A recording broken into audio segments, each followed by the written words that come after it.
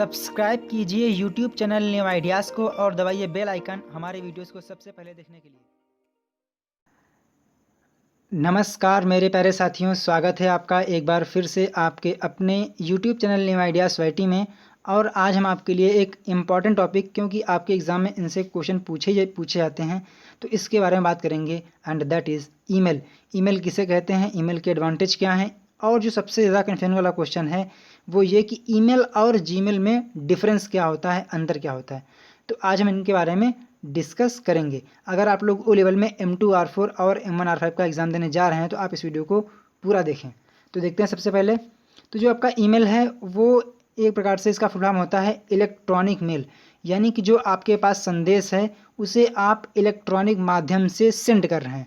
जब ये ईमेल नहीं था तो उसके पहले हम लोग क्या करते थे कि एक जो कागज़ होता है, जो हार्ड कॉपी होती है, कागज़ पे जो लेटर होता है उसको हम लिखते थे, जो भी आपका मैटर होता था, और आप उसे पोस्ट करते थे। ठीक है, किससे? ऑफलाइन के थ्रू। तो जो पोस्ट ऑफिस, जो पोस्टमैन होता था, वो उस लेटर को जहाँ पे आपको सेंड करना रहता था तो उस लेटर को पहुँचाता था। यानी कि इस प्रोसेस में जो आपका टाइम था ज़्यादा कंज्यूम हो रहा था। जो आप लेटर भेज रहे थे वो ऑफलाइन जा रहा था। लेकिन जब आप कोई लेटर, जब आप कोई मेल इलेक्ट्रॉनिक माध्यम से सेंड करते हैं, कोई मैसेज इलेक्ट्रॉनिक ढंग से सेंड करते हैं, तो उसको हम बोलते हैं ईमेल। जो आपका ईमेल है उसमें आपका जो मैसेज है वो टेक्स्ट फॉर्म में, या फिर ऑडियो फॉर्म में, वीडियो फॉर्म में, इमेज, या फिर आप कोई वेब पेज भी सेंड कर सकते हैं। तो अगर हम लोग कम शब्दों में कहें तो इलेक्ट्रॉनिक माध्यम से किसी भी डेटा यानी किसी भी मैसेज को सेंड करना ईमेल कहलाता है। और ईमेल का फुल फॉर्म क्या होता है? Electronic mail. अब क्वेश्चन ये आता है कि ईमेल से बेनिफिट क्या है। तो ईमेल को हम लोग आसानी से यूज़ कर सकते हैं, यानी कि ईजी टू यूज़ है।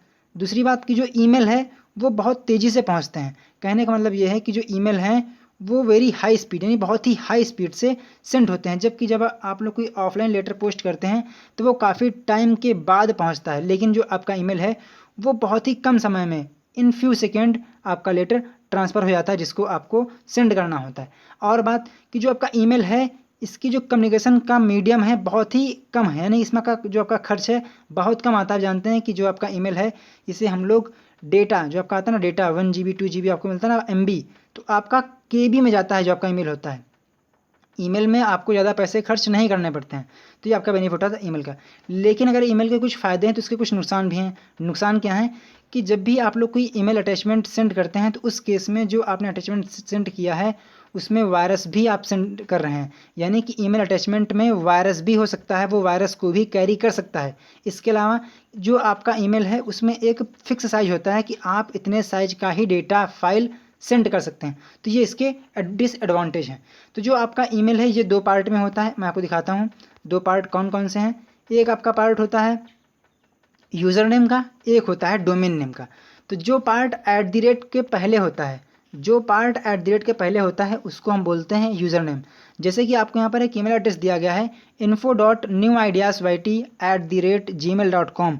तो यहाँ पर जो info.newideyasyt है, यानी कि @ के पहले का पार्ट है, वो एक यूज़र नेम है। जबकि जो @ के बाद में होता है वो डोमेन नेम होता है। जैसे कि आप यहाँ पर देख पा रहे हैं लिखा हुआ है gmail.com, यानी कि जो आपकी ईमेल आईडी है वो यूज़र नेम और डोमेन नेम से मिलकर बनती है। अब क्वेश्चन ये आता है कि ईमेल और जीमेल में डिफरेंस क्या होता है। फॉर एग्ज़ाम्पल जो ईमेल है वो आपका लेटर होता है, जो आपने लेटर टाइप किया है, जिस मैटर को आप सेंड करना चाहते हैं। तो जो आपके पास इलेक्ट्रॉनिक लेटर है उसको हम बोलते हैं ईमेल।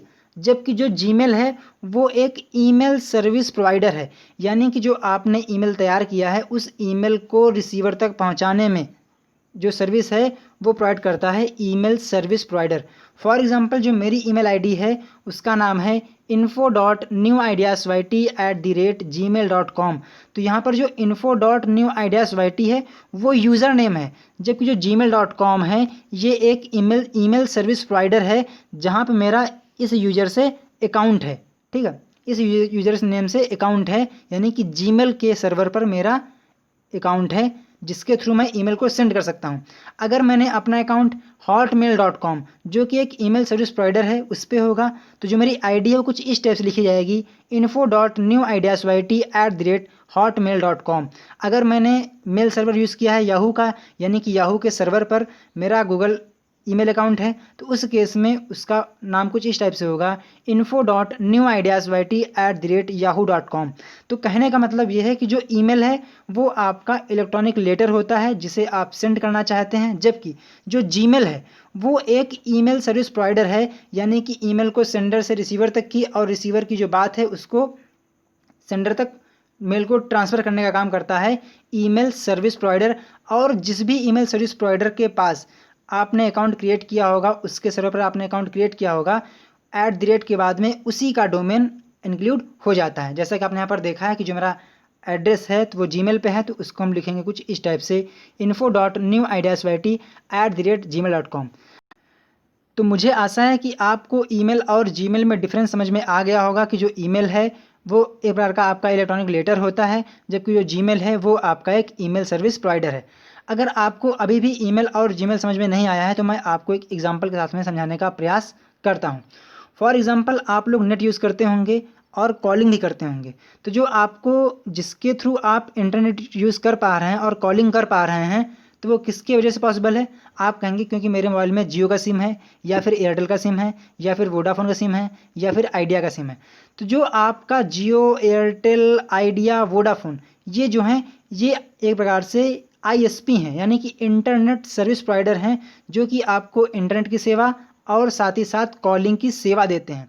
तो उसी प्रकार से जो जीमेल है, हॉटमेल है और याहू है, ये एक प्रकार से ईमेल सर्विस प्रोवाइडर हैं जो आपको ईमेल सेंड और रिसीव करने की सुविधा देते हैं। ठीक है, तो आपको यहाँ से क्लियर हो गया होगा कि जीमेल, हॉटमेल, याहू और ईमेल में अंतर क्या है।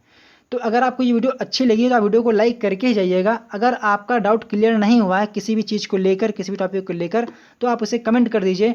नेक्स्ट वीडियो में हम लोग स्ट्रक्चर ऑफ ईमेल, ईमेल का स्ट्रक्चर और साथ ही साथ ईमेल को सेंड कैसे करते हैं, रिसीव कैसे करते हैं, अटैचमेंट क्या होते हैं, इसके बारे में बात करेंगे। और उसके बाद जो नेक्स्ट वीडियो आएगी उसमें हम लोग जो आपके ईमेल प्रोटोकॉल होते हैं जिनकी हेल्प से ईमेल रिसीव होता है, ट्रांसफ़र होता है, उनके बारे में बात करेंगे। उनमें से आपका SMTP, POP3 और IMAP4 जो कि इंपॉर्टेंट टॉपिक है, इसके बारे में बात करेंगे। तो जो आपका SMTP होता है इसकी हेल्प से ईमेल ट्रांसफ़र होता है, जबकि POP3 और IMAP4 इन प्रोटोकॉल की हेल्प से ईमेल रिसीव किया जाता है। तो अगर आपको ये वीडियो अच्छी लगी तो आप वीडियो को लाइक कर दीजिए और चैनल को सब्सक्राइब कर लीजिए ताकि आपको नए वीडियोज़ की नोटिफिकेशन आप तक पहुँचती रहे। सो गाइस, मिलते हैं नेक्स्ट वीडियो में, तब तक के लिए जय हिंद, जय भारत, वंदे मातरम। Thank you friends.